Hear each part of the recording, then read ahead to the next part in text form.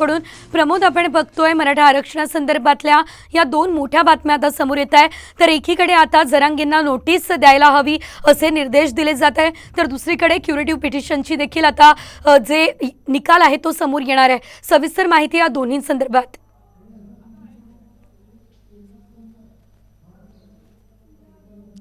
अगदी बरोबर आहे शेजल, कारण मराठा आरक्षणासंदर्भातील ही अत्यंत महत्त्वाची घडामोड आहे असं आपल्याला म्हणता येईल। कारण मनोज जरांगे पाटील एक मुंबईकडे पोहोचत आहेत, काही दिवसांमध्ये ते मुंबईत पोहोचणार आहेत।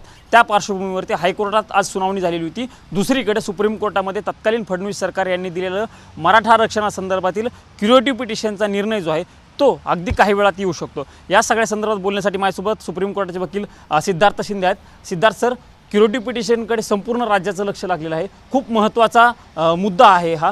काय होऊ शकतं आजच्या क्युरेटिव्ह पिटिशनच्या निकालामध्ये? बघा, क्युरेटिव्ह पिटिशन ही शेवटची पायरी असती सुप्रीम कोर्टात। ह्याच्यात 3 जज बसतात, चीफ जस्टिस आणि 2 सिनियर मोस्ट जज।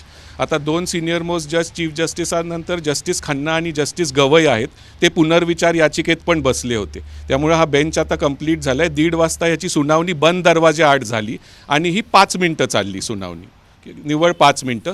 त्याच्यात ते आता डिसिजन 3 पर्याय आहेत त्यांच्यासमोर। एक तर ही पिटिशन डिसमिस करायची, किंवा मग त्याच्यात नोटीस इश्यू करायची जयश्री पाटील आणि दुसऱ्यांना, किंवा मग ती ओपन कोर्टात लिस्ट करायची। तर मुख्यमंत्र्यांची मागणी होती सुप्रीम कोर्टाकडे की तुम्ही ही ओपन कोर्टात लिस्ट करा। ओपन कोर्टात जर लिस्ट केलं तर त्याच्यात वकील आर्ग्यू करू शकतील मॅटर।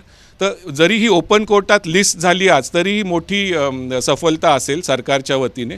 नाहीतर मग डिसमिस झाली तर विषय संपून जातो, आणि नोटीस इश्यू झाली तर मग दुसऱ्या बाजूला अंदाजे किती वाजेपर्यंत सर या सगळ्याचा निकाल येऊ शकतो? बघा, 7 वाजेच्या आत, म्हणजे 5:30 ते 7च्या दरम्यान कधी ह्याचा निकाल येईल आणि तो आपल्याला लगेच मी सांगेलच। निश्चितच आपण जर बघितलं तर शेजल, आपण जसं बघितलं सिद्धार्थ सरांनी सांगितलं त्याप्रमाणे 7 वाजण्याच्या पूर्वी म्हणजे 5:30 ते 7 हा अत्यंत महत्त्वाचा टाईम आहे, आणि याच वेळेमध्ये खरं तर या सगळ्या संदर्भातला निकाल येणार आहे। आणि त्या निकालाकडे संपूर्ण राज्याचं लक्ष लागलेलं आहे, कारण मराठा आरक्षणाचा प्रश्न जो आहे तो या सुप्रीम कोर्टात निकाल काय येतोय बघणं महत्त्वाचं असेल। धन्यवाद या सर्व अपडेट्ससाठी।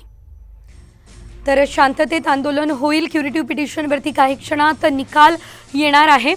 तर एकीकडे जरांगे पाटील यांची भूमिका आपण बघतोय, जरांगेंच्या आंदोलनाबाबतची सुनावणी आता संपलेली आहे।